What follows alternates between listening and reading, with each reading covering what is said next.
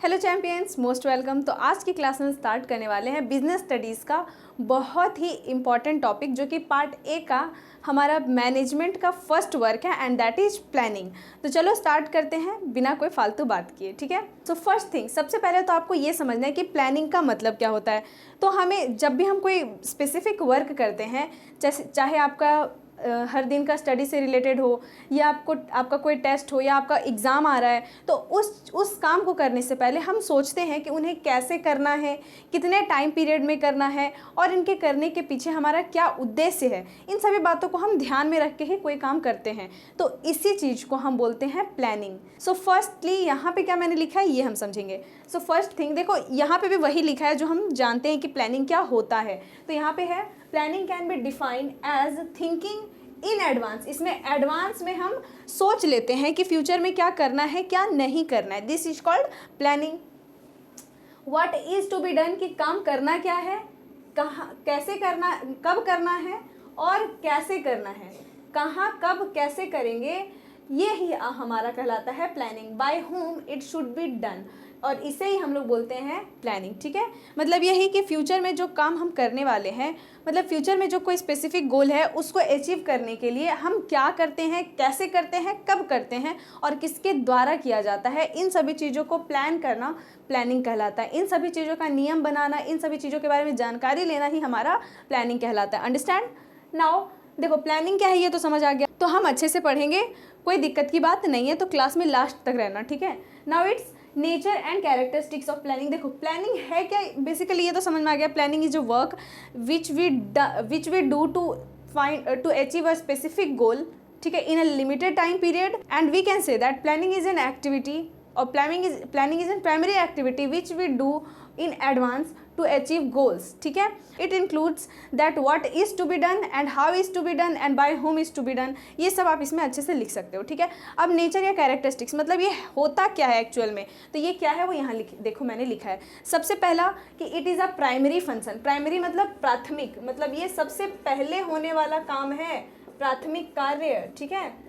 क्योंकि सबसे पहले तो आपको क्या करना है, जैसे ही आपको कुछ भी मतलब कोई काम को करना है तो सबसे पहले आप क्या करोगे। जैसे कि मान लो कि मुझे कल स्कूल जाना है, ठीक है, तो मुझे स्कूल जाने के लिए क्या करना होगा, तो मैं देखूंगी कि मुझे स्कूल जाने के लिए पहले उठना होगा, उसके बाद नहाना होगा, ब्रश करना होगा, ब्रेकफास्ट करना होगा, रेडी होना होगा, उसके बाद मैं स्कूल जाऊंगी, ठीक है। तो ये इतना सारा मैंने सोचा कि ये करना होगा, वो करना होगा, ऐसे पहनना होगा, ये करना होगा, यहाँ जाना होगा। This is called planning. This is exactly called planning. तो सबसे पहले हमने ये सोचा कि क्या करेंगे, कैसे करेंगे, कब जाएंगे, कहाँ जाएंगे, तो ये आपका प्लानिंग में आता है, ठीक है। तो प्लानिंग जो है वो सबसे पहला कार्य है।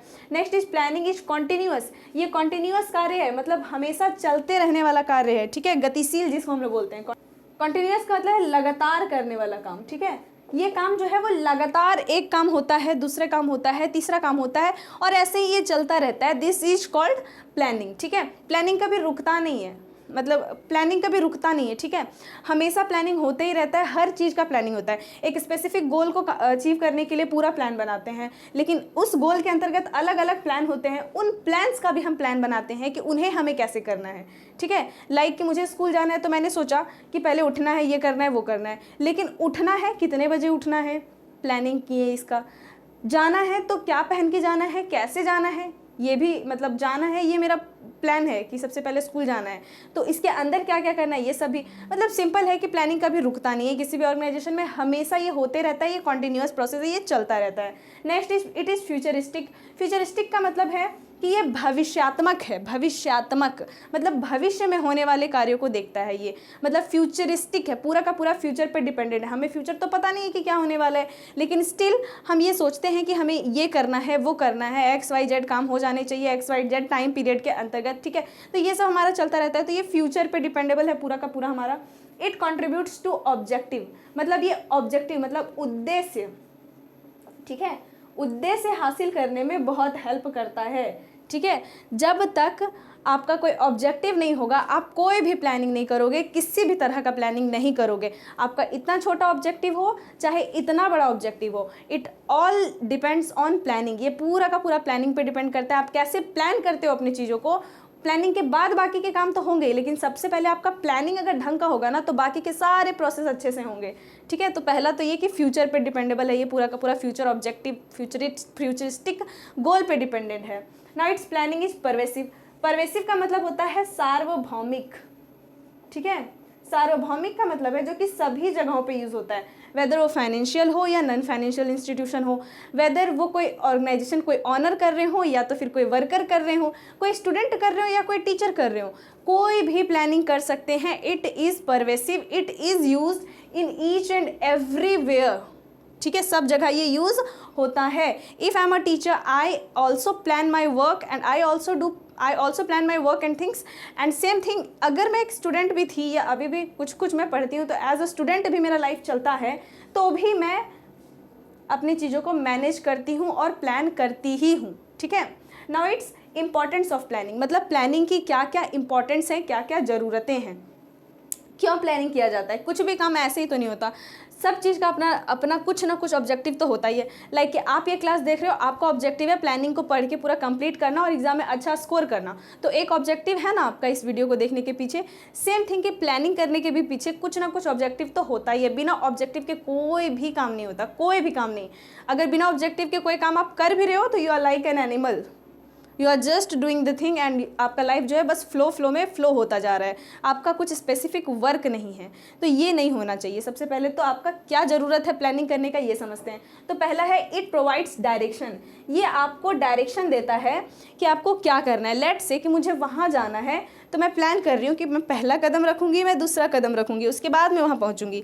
राइट, तो ये बस एक छोटा सा एग्जाम्पल था एज अ बच्चों की, जैसा मैंने आपको बताया कि हमें कहीं भी जाना है अगर, तो उसका हमें रास्ता पता होना चाहिए कि हमें कैसे कैसे करना है।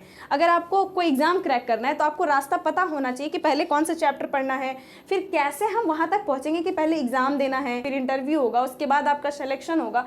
तो बहुत लंबा प्रोसेस है, तो आपको रास्ता पता होना चाहिए कि कैसे कैसे क्या हो रहा है। तो ये पता होगा कैसे, प्लानिंग करने से, क्योंकि प्लानिंग जब करोगे तभी आपको पता चल जाएगा कि कौन सा काम कब आने वाला है और कौन सा काम कब करने वाले हैं। तो इससे आपको डायरेक्शन पता चलेगा। ठीक है, it reduces the risk of uncertainty. देखो, हमारा फ्यूचर अनसर्टेन है, मैं बार बार बोलती हूँ, हमें पता नहीं कि फ्यूचर में क्या होने वाला है। लेकिन अगर अभी हम अच्छे से प्लानिंग करेंगे तो हमें थोड़ा तो कॉन्फिडेंट आएगा ना कि हाँ फ्यूचर में ये हो सकता है या वो हो सकता है। बिल्कुल ही नहीं करेंगे तो 100% चांस है कि कुछ नहीं होने वाला। लाइक कि आपका एग्ज़ाम है, आप बिल्कुल ही नहीं पढ़ोगे, बिल्कुल ही नहीं, तो आपको पहले ही आपका रिजल्ट पता है कि अच्छा नहीं होने वाला है। लेकिन अगर आपको फ्यूचर में नहीं पता कि आपका रिजल्ट क्या आएगा, लेकिन फिर भी आप अभी पढ़ रहे हो, क्यों, अपने एग्ज़ाम को क्रैक करने के लिए, तो आपको एटलीस्ट फ्यूचर में जो अनसर्टेनिटी है, जो नकारात्मकता है, जो नहीं हो सकता, उस चीज़ से बच तो सकते हो। पढ़ रहे हो, पढ़ के एग्ज़ाम में लिखोगे तो इतना तो कॉन्फिडेंट आएगा ना कि हाँ पास हो जाएंगे। ठीक है, तो अगर हम प्लानिंग कर रहे हैं किसी चीज़ का तो हमारे पास इतना तो कॉन्फिडेंट आ जाता है कि हाँ ये काम हम कर लेंगे। ठीक है, ये हमारा हो जाएगा। Now it provides innovative ideas. इससे इनोवेटिव आइडियाज़ आते हैं। देखो, प्लानिंग करते हैं ना जब हम, तो किसी भी काम को करने के लिए बस ऐसे ये नहीं कि ये काम करना है चलो कर लेते हैं, नो, ऐसा हम नहीं कर सकते। इससे हम पता करते हैं कि हमको काम को कैसे करना है। ठीक है, कैसे करना है, किस तरीके से करें कि वो जो मेरा XYZ जो मेरा गोल है वो मेरे पास आ जाए, मेरा अचीव हो जाए वो गोल। तो इस चीज़ को करने के लिए हमें क्या करना होता है, आइडियाज़, मतलब अपना कुछ दिमाग लगाना पड़ता है, अपना कुछ सोच उसमें डालना पड़ता है। और इसीलिए इसे हम बोलते हैं, इसीलिए हमारा प्लानिंग से कुछ नए नए आइडियाज़ भी उसमें लगते हैं। ठीक है, now it's planning establish standards of controlling. Planning नहीं होगा तो कोई काम नहीं होगा, कोई काम नहीं होगा तो फिर कंट्रोलिंग कैसे होगा। तो प्लानिंग से कंट्रोलिंग बनता है या प्लानिंग से ही कंट्रोलिंग होता है और कंट्रोलिंग से ही फिर प्लानिंग भी होता है। ये पूरा प्रोसेस चलता रहता है। पहले हम प्लानिंग करते हैं कि काम कैसे करेंगे, फिर ऑर्गेनाइज करते हैं, प्लानिंग, ऑर्गेनाइजिंग, स्टाफिंग, उसके बाद डायरेक्टिंग होता है, लास्ट में कंट्रोलिंग होता है। कंट्रोलिंग में क्या होता है तो मैंने वीडियो में बताया, वहाँ जाके देख लेना वीडियो को। ठीक है, अब ये हो गया। Now it helps in achieving goals in certain time. देखो, ये हेल्प करता है हमें कि गोल जो है वो हमें एक स्पेसिफिक टाइम पीरियड में प्राप्त हो जाए। ठीक है, एक स्पेसिफिक टाइम पीरियड में गोल हमें मिल जाए। नहीं मिलता है तो फिर ये कंट्रोलिंग में पता करेंगे कि क्यों नहीं मिलता है। ठीक है, तो ये सब है हमारा इम्पॉर्टेंट कुछ प्लानिंग का। अब है, देखो, कोई भी चीज़ जो है वो पूरा परिपूर्ण सही नहीं होता है। अगर कुछ अच्छा है तो उसका कुछ ड्रॉबैक भी होगा।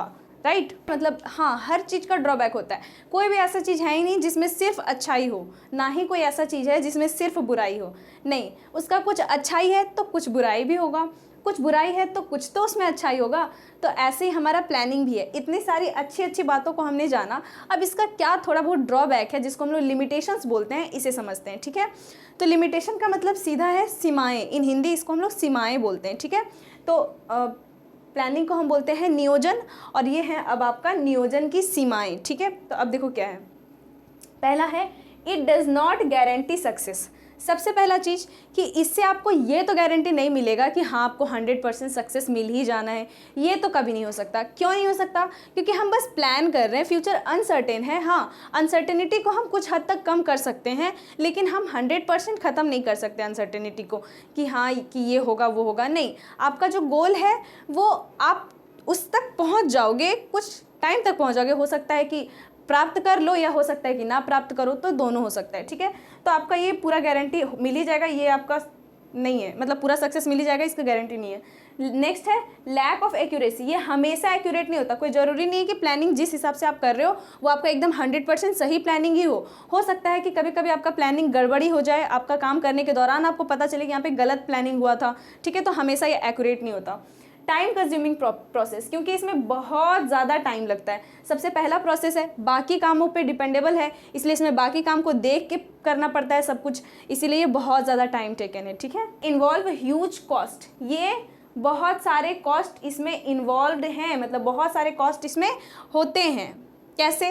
क्योंकि प्लानिंग में एक अच्छा सा मैनेजमेंट आपको इस्टेब्लिश करना पड़ेगा जो कि अच्छे से प्लानिंग करे, और ये प्लानिंग करने के बाद वो इस प्लानिंग को इम्प्लीमेंट करेंगे, ब्लूप्रिंट तैयार करके देंगे, जिनसे उनको फ़ी भी ज़्यादा है, टाइम टेकन भी है, और बहुत अच्छे से होना चाहिए, इसीलिए ये बहुत ज़्यादा कॉस्टली हो जाता है। Now it reduce creativity. ये क्रिएटिविटी को थोड़ा सा कम भी करता है। ऐसा नहीं है, यहाँ पे मैंने लिखा इट प्रोवाइड्स इनोवेटिव आइडिया, तो इसमें कुछ हद तक क्रिएटिविटी को कम भी करता है, क्योंकि प्लानिंग में हम एक स्पेसिफिक तरीका लिख देते हैं कि काम को ऐसे करना है। हो सकता है कि किसी के पास, कोई और वर्कर के पास इस काम को करने का और भी अच्छा तरीका हो, और हमने उसे प्लानिंग में नहीं लिखा है। तो इस तरीके से ये कभी कभी आपका क्रिएटिविटी को कम भी कर देता है बिजनेस या ऑर्गेनाइजेशन में। It may not work in dynamic environment. ये बहुत बड़ा इन्वायरमेंट में हो सकता है कि काम ना करे, इसका वर्क एफिशिएंसी अच्छा ना हो बहुत बड़े ऑर्गेनाइजेशन में, तो ये कुछ इसमें काम है। ठीक है, कभी कभी ये अलग भी होता है, डिफर भी होता है। ये इसके कुछ लिमिटेशंस है प्लानिंग के। जब भी कोई ऑर्गेनाइजेशन हो, तो जब भी वो प्लानिंग करेगी तो इतने सारे लिमिटेशंस का उनको सामना करना पड़ेगा। अब कुछ आते हैं एक्सटर्नल लिमिटेशंस, मतलब प्लानिंग तो आपने कर लिया, अब आपके हाथ में कुछ नहीं है, वो इम्प्लीमेंट हो भी सकता है, वो इम्प्लीमेंट नहीं भी हो सकता है। उसका कुछ ड्रॉबैक भी है जो कि एक्सटर्नल सोर्स से होता है, मतलब बाहर, बिजनेस या ऑर्गेनाइजेशन के बाहर में कुछ कमी हो रहा है, बाहर में कुछ परिवर्तन हो रहा है, जिसका असर आपके प्लानिंग पे पड़ रहा है। ये आपका कहलाता है external limitation. This is called external limitation, the limitations which affect your planning from outside. ठीक है, from the outside sources, this is called external limitations. Okay, और ये क्या क्या है? पहला तो है नेचुरल कैलेमिटी, मतलब कोई प्राकृतिक आपदा आ गया, बाढ़ आ गया, आंधी आ गया, तूफान आ गया, भूकंप आ गया, तो इससे कोई नुकसान हो गया, इसके वजह से आपका प्लानिंग इफेक्ट हो गया, तो ये आपका एक्सटर्नल प्लानिंग होता है। नेक्स्ट है आपका change in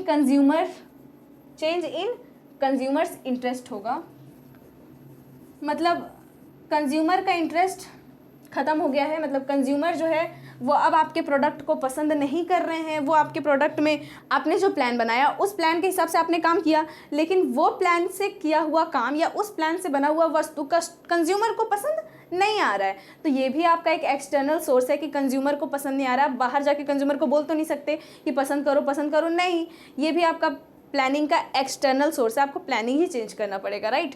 this is now change in government policies और इकोनॉमिक पॉलिसीज़। किसी तरीके का कोई पॉलिसी में चेंज हो जाता है, टैक्स वगैरह ज़्यादा देना है या टैक्स रेट बढ़ जाता है, कुछ अलग अलग एक्सपेंसेस बढ़ जाते हैं, कुछ और देना पड़ जाता है, तो these are some kind of external sources और external policies which can affect our business organization. Okay, planning of our business organization. Okay, now it's technology change. Yes, technology change, क्योंकि देखो अभी के टाइम में क्या है ना कि लोग अपना बॉडी, मतलब अपने हाथ से ज़्यादा टेक्नोलॉजी से प्रोडक्शन कर सकते हैं। तो टेक्नोलॉजी में कुछ बदलाव आ गया, कुछ लोग ज़्यादा प्रोडक्शन कर रहे हैं नए टेक्नोलॉजी का यूज करके और हम नहीं कर पा रहे हैं। तो मेरे प्लानिंग में ये कमी था कि मैंने टेक्नोलॉजी को अडॉप्ट नहीं किया। तो टेक्नोलॉजी चेंजेस भी इसमें आते हैं। Test and preferences changes, consumers के टेस्ट बदल गए, प्रेफरेंसेस उनका चेंज हो गया। अब हमारे कंपनी का प्रोडक्ट उनके लिए प्रेफरेंस नहीं है, कोई और प्रेफरेंस है, कुछ और है।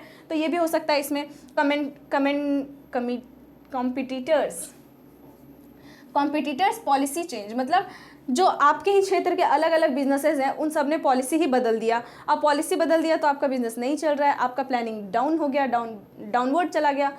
तो this is some external sources of planning. Okay, now process in planning, like देखो सबका प्रोसेस है तो सेम थिंग हमारा प्लानिंग का भी प्रोसेस है। सबसे पहला प्रोसेस है सेटिंग अप टारगेट और ऑब्जेक्टिव। सबसे पहला तो आपके पास ऑब्जेक्टिव होना चाहिए, गोल होना चाहिए। विदाउट गोल आप कोई प्लानिंग नहीं करोगे। अगर गोल नहीं है तो क्या है, कुछ मतलब आपका कोई उद्देश्य ही नहीं है तो प्लानिंग किस चीज़ का, कुछ चीज़ का प्लानिंग नहीं होगा। तो सबसे पहले आपके पास टारगेट होना चाहिए। नाउ डेवलपिंग प्रीमिसेस का मतलब है कि उसके बारे में सारे अजम्पशंस को पता करना, ये उसके बारे में क्या कहना है, क्या नहीं कहना है, क्या क्या अजम्पशंस है उनके, सब का जानकारी लेना। Now it's listing the various alternatives. आपने टारगेट सेट किया है, उसके बारे में जो भी एजम्पशन आपने निकाल लिया, अब उसके बारे में पता करो कि हम काम को कैसे कर सकते हैं। अलग अलग मतलब कैसे कैसे कर सकते हैं। अब एक काम को एक ही तरीके से तो नहीं किया जा सकता, अलग अलग कई तरीके से किए जा सकते हैं, राइट। तो यहाँ पे पता करना है आपको कि काम को कैसे करना है, मतलब कैसे कैसे किया जा सकता है, ठीक है, कैसे कैसे किया जा सकता है। थर्ड पॉइंट है now it's evaluation of various alternatives. करेंगे ये पता चल गया, ठीक है। अब एक काम को करने के लिए उसके बारे में जानो कि अब वो कैसे अकेले करेंगे। फिर दूसरा तरीका है उसके बारे में पूरा तरीका पता करना। फिर तीसरा तरीका है उसके बारे में पूरा तरीका पता करना। मतलब जो तरीके हैं जो आपने ऑल्टरनेटिव थर्ड में चूज़ किया है, जो भी तरीके चूज़ किए हैं उन तरीकों के बारे में पता करना आपका 4 नंबर का वर्क है, ठीक है। नाउ अब है सेलेक्ट द ऑल्टरनेटिव। अब उनमें से एक तरीका आप चूज़ करोगे कि कौन सा आपको करना है, तो वो है आपका 5th नंबर में, ठीक है। Now implement the plan. अब अपने प्लान को उसमें लगा देना है, मतलब आपने जो प्लानिंग किया वो प्लानिंग अब उसमें इम्प्लीमेंट कर देना है। अब सिर्फ ब्लूप्रिंट, प्लानिंग तो ब्लूप्रिंट होता है, ब्लूप्रिंट को इम्प्लीमेंट कर देना है, ठीक है। उसके बाद है फॉलो अप एक्शन। इम्प्लीमेंट करने के बाद उस पर काम करने लग जाना है। ये पूरा प्लानिंग का प्रोसेस है, ठीक है। अब आता है देखो कि प्लानिंग जो है ना, ये हो गया, समझ आया। अब आता है देखो कि प्लानिंग जो है वो 2 तरीके का बनता है। पहला आपका होता है सिंगल यूज़ प्लान और दूसरा होता है standing plans. Single use plan का मतलब है, इसके नेम से स्पष्ट हो रहा है कि सिंगल यूज़, ये एक ही बार यूज़ होता है। और स्टैंडिंग प्लान मतलब स्टैंडिंग है, वो एक बार बनाया कई बार उसको यूज़ कर सकते हैं, ठीक है। यहाँ क्या लिखा है देखो, single use plans are developed for unique situations और problems are usually replaced after 1 use. ये जो सिंगल यूज़ प्लान है वो किसी स्पेसिफिक प्रॉब्लम्स के लिए या किसी स्पेसिफिक गोल को अचीव करने के लिए किया जाता है। लाइक कि अभी कुछ आया हुआ है, मतलब मान लो कि अभी कुछ कैंपेन चल रहा है, तो उस कैंपेन में अपना ऐड हम कैसे करें, इसका आप प्लानिंग कर रहे हो। तो वो स्पेसिफिक कैंपेन है, आप वहाँ पे जा करके अपना ऐड मतलब कर रहे हो, ठीक है। तो ये इस ऐड करने से पहले आपने बहुत सारा प्लानिंग किया। अब क्या बार बार वही कैंपेन तो नहीं चलेगा, हर बार अलग अलग कैंपेन चलेगा। तो क्या इस कैंपेन में जो आपने प्लानिंग करके ऐड चलाया, क्या वही उसमें चलेगा, वही उसमें लगेगा? नहीं लगेगा। तो वो आपको हो जाएगा सिंगल यूज़ प्लान, ठीक है। अब देखो क्या है, new plan is prepared for new situation. अब कोई दूसरा सिचुएशन वैसे ही आएगा तो आपको दूसरा प्लान बनाना पड़ेगा। और इसके एग्जांपल में आपके बजट, हाँ, तो एग्जांपल में आपके बजट हो सकते हैं। और वीडियो अब रुक गया होगा तो प्लीज़ स्किप मत करना, क्योंकि इसके बाद से मेरा फ़ोन गिर गया था जिसके वजह से मैंने वीडियो नहीं रिकॉर्ड, और अब मैं वॉइस ओवर कर रही हूँ, ठीक है। तो सिंगल यूज़ प्लान को हम समझ गए। अब देखो बगल में लिखा हुआ है स्टैंडिंग प्लान। स्टैंडिंग प्लान वैसे प्लान होते हैं जो एक बार बनाते हैं और बहुत बार यूज़ करते हैं, ठीक है। जैसे कि आपको देखो लिखा हुआ है कि a standing plan is a business plan that is intended to be used many times, मतलब जिसको हम बहुत बार यूज़ करते हैं। दीज आर रिक्योरिंग और रिपीट यूज़ प्लान, जो कि रिक्योरिंग और रिपीट यूज़ प्लान हैं, ठीक है। तो ये आपके 2 प्लान्स हो गए, सिंगल यूज़ प्लान और स्टैंडिंग प्लान, ठीक है। अब देखो नीचे लिखा हुआ है टाइप्स ऑफ प्लान, मतलब प्लान कितने तरह के होते हैं। तो सबसे पहला ऑब्जेक्टिव, मतलब plan based on objective. Second है स्ट्रेटजी, मतलब स्ट्रेटजी के ऊपर प्लान जो डिपेंड करता है। उसके बाद है कि मेथड क्या क्या होते हैं प्लान में। उसके बाद पॉलिसी बनाना। नेक्स्ट है रूल रेगुलेशन बनाना। फिर उसका प्रोसीजर, प्रोग्राम्स को लगाना और फिर बजट बनाना। ये सब कुछ प्लान्स के टाइप्स हैं। That's it for today. कोई कंफ्यूजन हो तो मुझे कमेंट करना।